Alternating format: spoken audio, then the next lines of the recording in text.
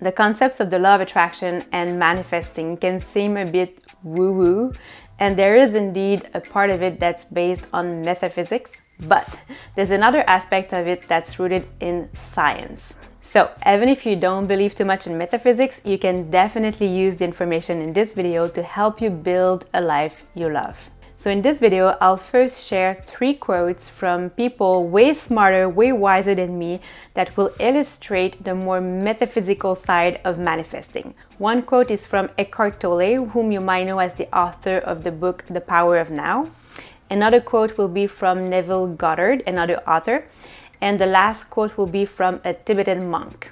Next, I'll explain the science behind manifesting, and I'll share with you my 2 favorite manifesting methods that combine both science and metaphysics. So let's first quickly look at the metaphysical perspective on manifesting.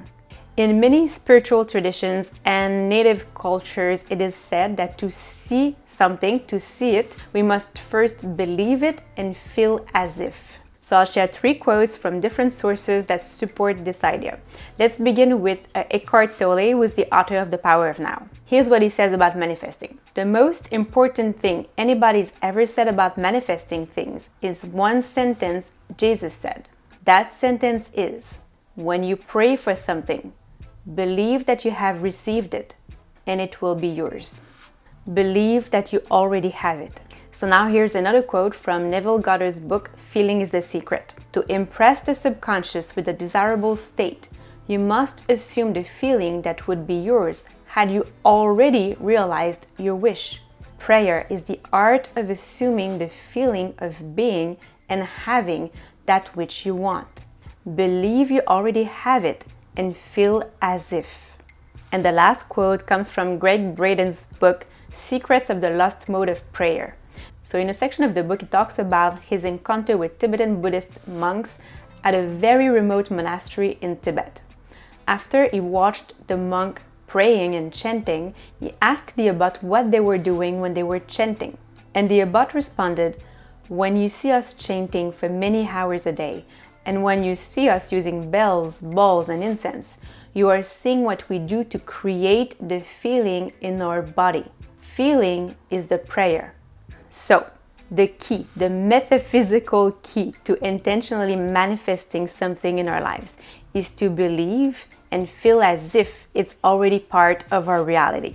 The problem or the issue is that often subconscious blocks like fear, self-doubt, and limiting beliefs prevent us from truly believing that it's possible for us to have what we want. Those limiting beliefs make it difficult for us to feel as if.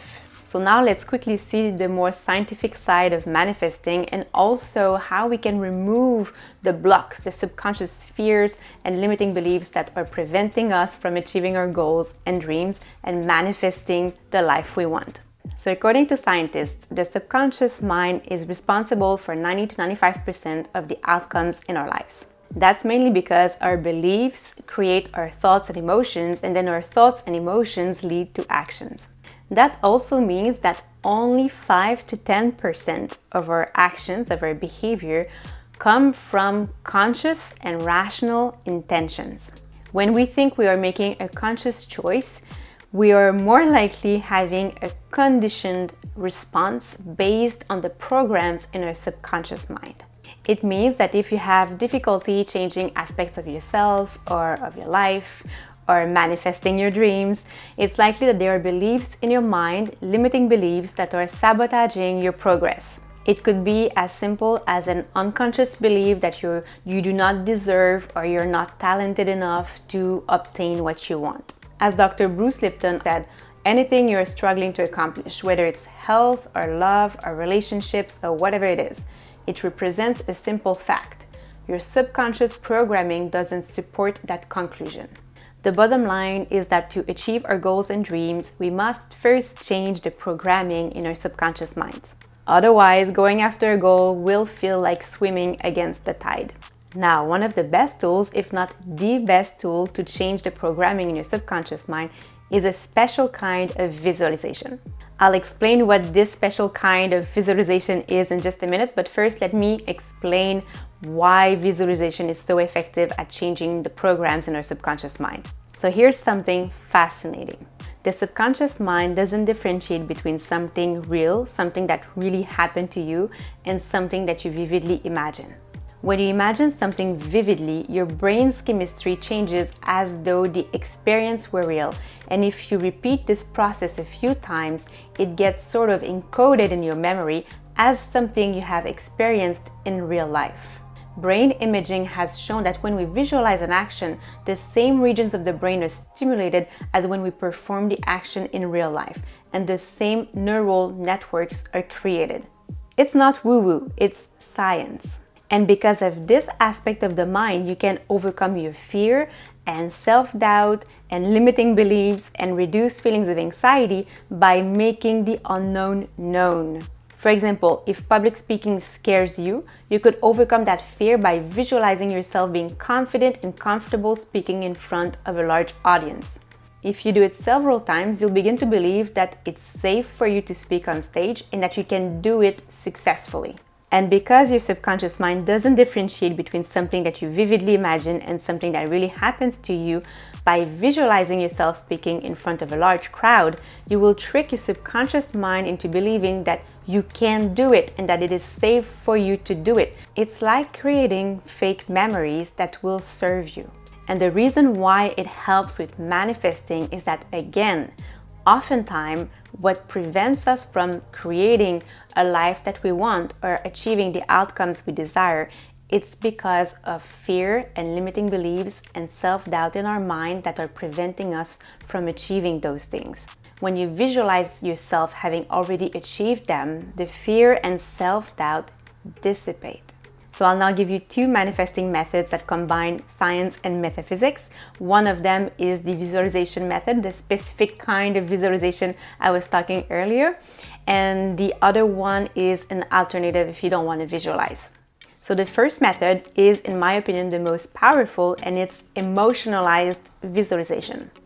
You need to visualize yourself having attained your goal or dream and then feel as if you've already attained it. One of the most potent emotions for manifesting is gratitude.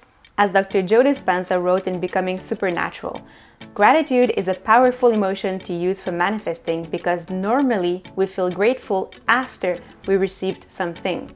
So the emotional signature of gratitude means that it has already happened. When you are thankful or you feel appreciation, you are in the ultimate state to receive.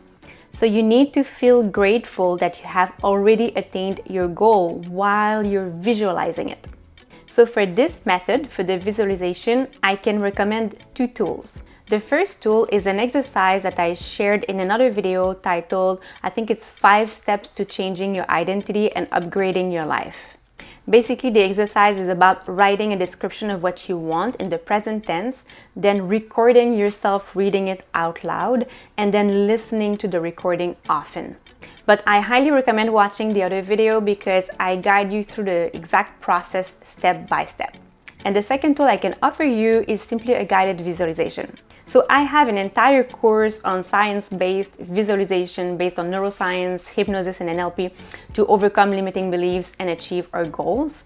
And this course includes, I think, 5 guided visualizations for different types of goals. And I'm going to give you one of them. That's the more general one, the one that you can use for most types of goals. And I'm going to put the link to this free guided visualization in the description below. And the second manifesting method I recommend is to create a vision board, but more specifically, a gratitude vision board.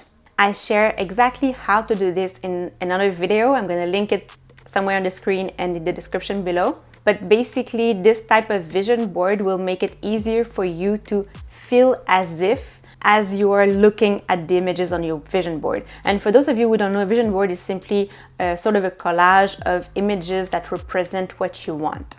And when you look at images of what you want often, like daily if possible, you'll sort of program your reticular activating system to look for cues in the environment that will help you attain your goal. But the gratitude vision board is designed to help you feel as if you've already attained your goal.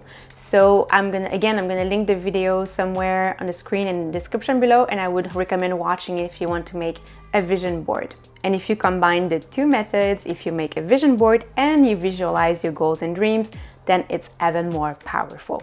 So thank you guys, thank you for watching. I hope this was helpful to you.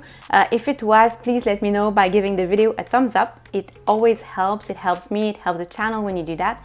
And that's it. I wish you a beautiful day, a beautiful week, and I'll see you next week.